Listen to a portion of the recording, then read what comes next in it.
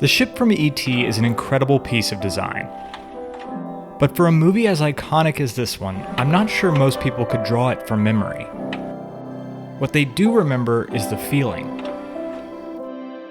Sometimes the best effects don't announce themselves. The miniatures, the puppets, the sets, the lights, they all become part of one emotional memory. So for this build, I'm not just trying to recreate the spaceship. I'm trying to recreate the goodbye.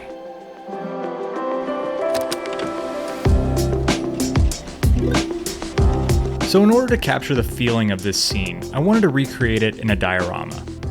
I knew I wanted the ship to be about the size of a softball, so I got some rough proportions with this wooden circle from the craft store and then sketched it all out digitally. I plan to attach a resin-printed version of the ship to the base with a camouflage brass tube. I would then use foam and plaster to sculpt a general terrain before adding trees, grass, and bushes. The main electronics would live inside the base and provide power and data to the LEDs inside the ship through that brass tube support. And last but certainly not least, add small characters to the base in roughly 1/152 scale. All in all, it should come out to be about 11 by 11 by 10 and fit nicely into a bookshelf. The files for the ET Starship came from goldenarmor.com. The attention to detail was unmatched here. I knew I was starting off at a good spot once I saw how well these files were engineered and textured. The link to their website is in the description. After scaling the files to fit the diorama, I printed all of them in 16K resolution on my Elegoo Saturn IV Ultra.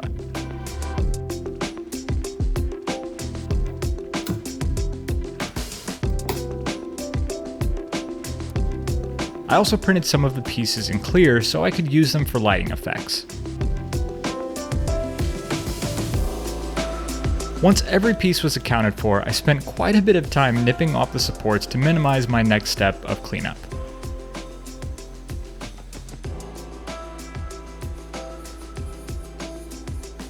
I brought all of the main components over to the downdraft table to sand down some of the very subtle layer lines. Even though I printed them at the smallest layer height possible for my machine, I still need to sand and polish all of these faces that will eventually become metallic.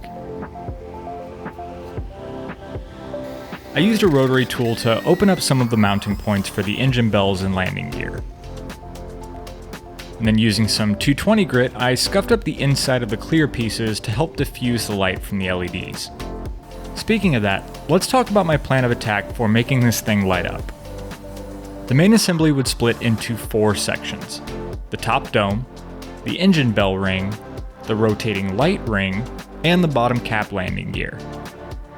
I plan to use microdiodes for the bottom, a 5mm LED strip for the rotating ring, standard LED diodes and fiber optics for the engine bells, and more microdiodes in the top dome.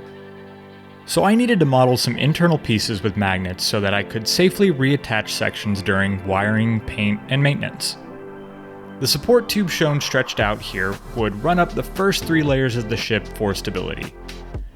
This meant that wires from the lower sections would need to run to the top dome before going down into the base. It's a lot to fit in a 4.5-inch ball, for sure. So I got right into catting out the inner mounts in Fusion 360. These were going to do 3 things. 1. Provide support from the core and hold the magnets for each layer. 2. Allow designated channels for wire pass-through. And 3. Give surfaces for outward-facing LEDs to adhere to.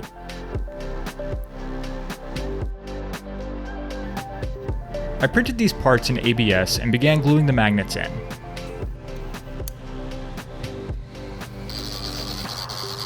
After a quick surface scoring and test fit, I glued each of the pieces into their respective layers.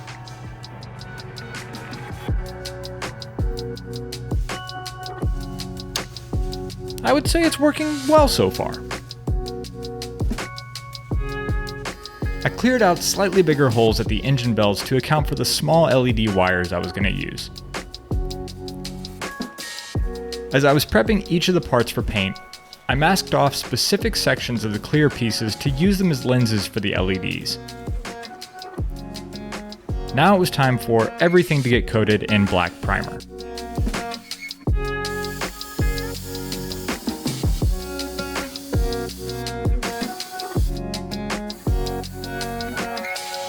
For the reflective top dome, I added a layer of all-clad high gloss over the black primer. The non-metallic layers all got a few coats of a bright warm gray from Monument Hobbies.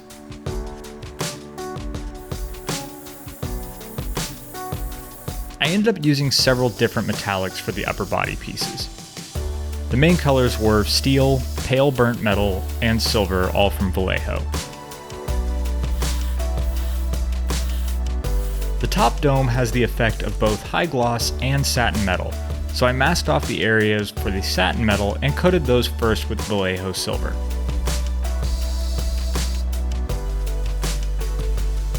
After that was dry, I wet sanded the clear to try and get a little more polish out of it before coating the entire surface in all-clad chrome.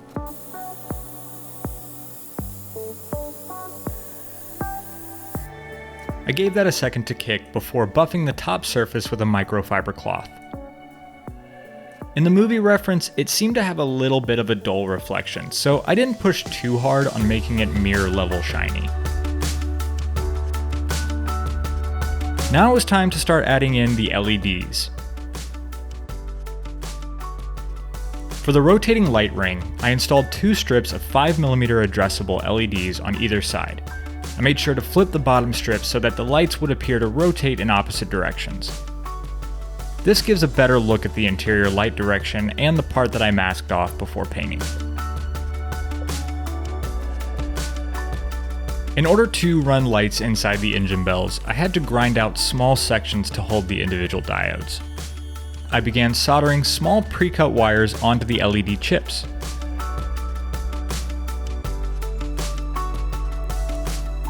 Now that the bells had lights in them, I took some various shades of gray and began dry brushing them onto the rough textures to help bring out more detail and depth.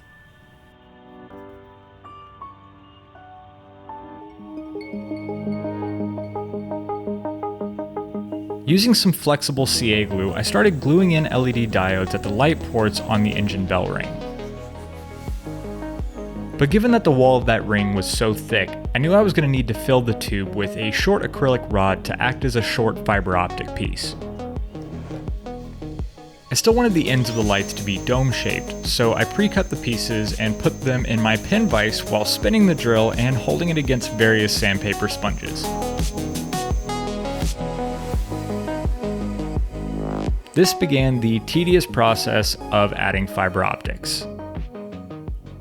But if you're new to this and you mainly hear that term thrown around with high-speed internet, let me give you a quick explanation of what it means in this context.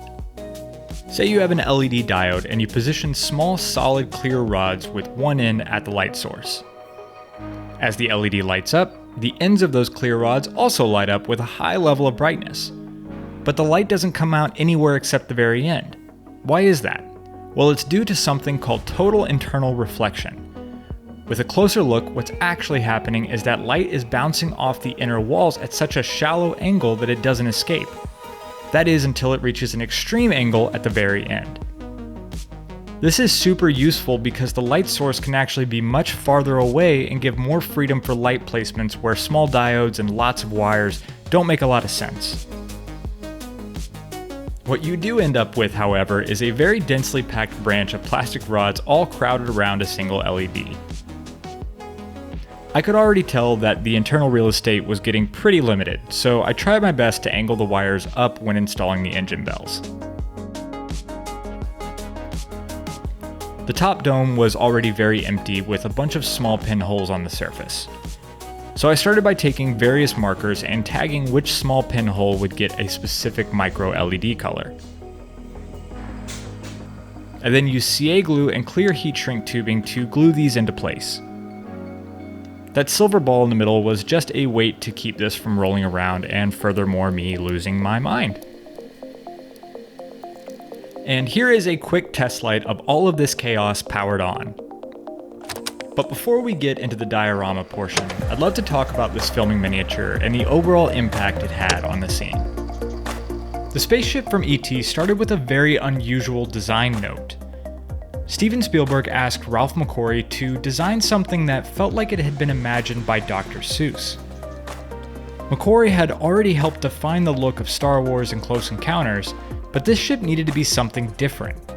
Not a warship, not a cold piece of technology. Something strange, rounded, reflective, and almost friendly. McQuarrie sketched several ideas before Spielberg chose a design inspired by Jules Verne. Almost like a diving bell made from polished metal. From that artwork, ILM built the filming miniature. And even though it looks gentle on screen, the model itself was a serious piece of engineering. It stood about 2 feet tall, measured 18 inches across, and was built from steel and brass. Inside there were more than 260 electronically controlled quartz halogen lights, which created a very practical problem: heat. The ship needed to glow brightly enough for the camera, but all of those lights generated enough heat that fans had to be installed to keep it from damaging itself. So the quiet, graceful spaceship we see in the film was actually noisy, hot, heavy, and packed full of mechanics. A lot of these mechanisms came from Spielberg's idea that E.T.'s world was built around the number 3. For example, the ship had 3 sets of landing gear, 9 light pods, and 3 top dome accents. There were also multiple retractable components that all had to move together via stepper motor to maintain realistic motion. The surface of the ship created another problem. It was highly reflective due to a layer of polished aluminum plating. Normally, ILM might have shot the model against blue screen, but a chrome spacecraft would reflect that blue, and once composited, parts of the ship would disappear. So Dennis Muren came up with a strange but brilliant solution. They built an 8-foot wide plywood half dome called the Igloo. Inside it, they painted things that they wanted the ship to reflect: trees, darkness, and sky. They then placed the miniature inside the dome so the reflections on the surface weren't just random studio lights. They were the forest. The environment was being built directly into the skin of the ship. What I love most of all about this is that the E.T. ship was technically one of the most complex miniatures ILM had made at the time. It had hundreds of lights, moving landing gear, reflective plating, motors, fans, and custom optical effects. But when you watch the final scene, that's not what you're thinking about. You're not counting the light pods, you're not studying the mechanism, you're not wondering how the rainbow was made. You're feeling the goodbye. And that's the real magic of this kind of work. The craft is everywhere, but the feeling is what stays. Back to some final touch-ups on the paint job. After polishing some of the imperfections on the dome, I sprayed the top cap with another coat of all-clad high gloss. With everything sealed in clear coats and generally assembled, I began the weathering process. For the subtle oil streaking and grime, I applied a very small amount of raw oil paint before using a larger dry brush to pull that pigment into streaks.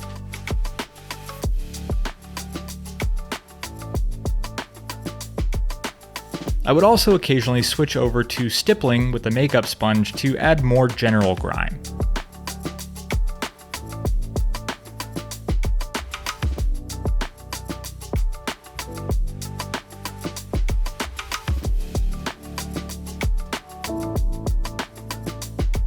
And here is the finished ship all lit up. I still needed to dial some of the LED strip animation, but we'll get to that later. Now to create the terrain of this diorama scene. Using a hot wire, I cut a 2-inch thick foam circle using the wood base as a guide. I cleaned up the wire marks with some sandpaper before switching tools and starting to carve the general hill terrain. I softened all the carving using a small torch to make the slope a little more natural. In order to protect the foam and create a base for paint and effects, I mixed up a terrain paste from plaster, Mod Podge, water, and paint, and then applied that onto the form.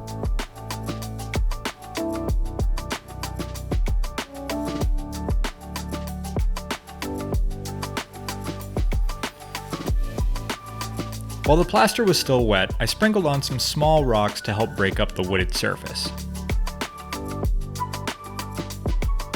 Once everything was cured, I applied a base of brown paint to cover all of the light plaster.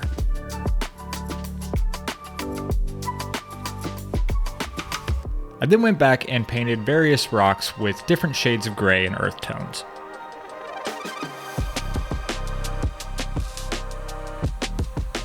This was my first time doing heavy natural terrain work. I learned through some samples I did off camera that it's more about layering than I realized. For example, even though I painted the base brown to look like earth, I still sprinkled on a layer of fine dirt with some PVA glue to give another layer of separation from the plaster. On top of that, I added a slightly more sparse layer of light green foliage secured with PVA glue mixed with isopropyl alcohol. I added some small clumps of bushes in areas that I thought were going to feel a little empty.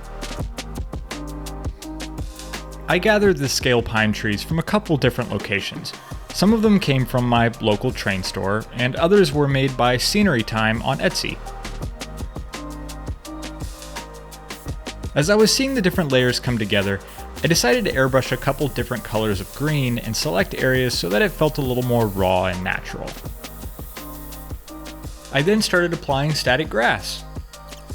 Based on the reference, I chose to have one layer be a slightly shorter green grass and then follow that up with a slightly taller brown, more dry grass.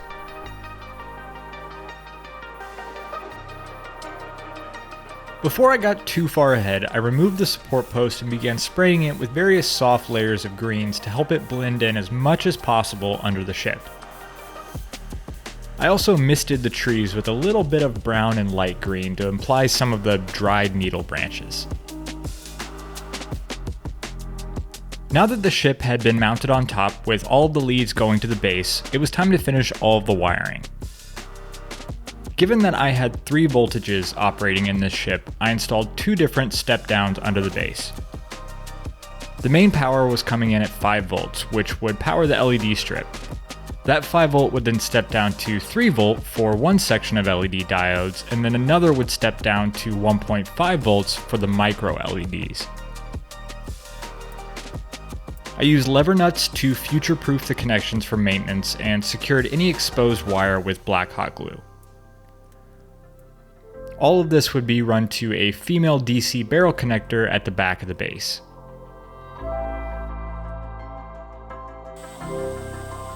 Before installing each of the trees, I sprinkled a little bit of the dried grass around the tree footprint to mimic dried fallen pine needles.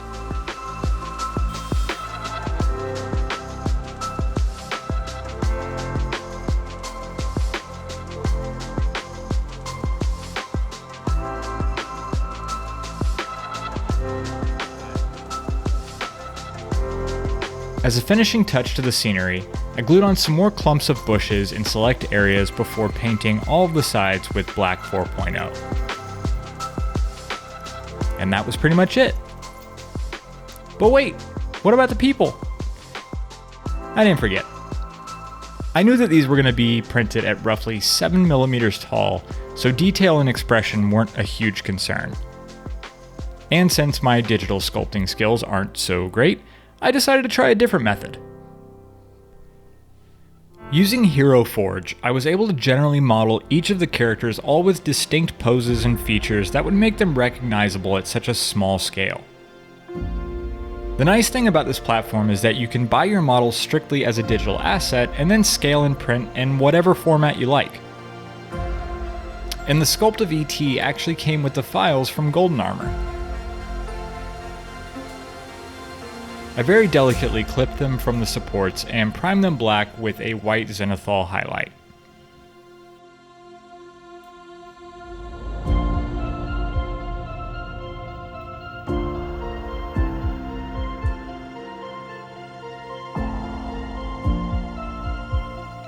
I'm not an expert mini painter by any means, but I was really happy with how these turned out.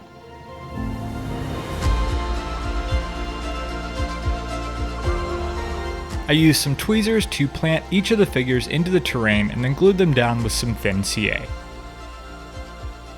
And that brought this entire scene together.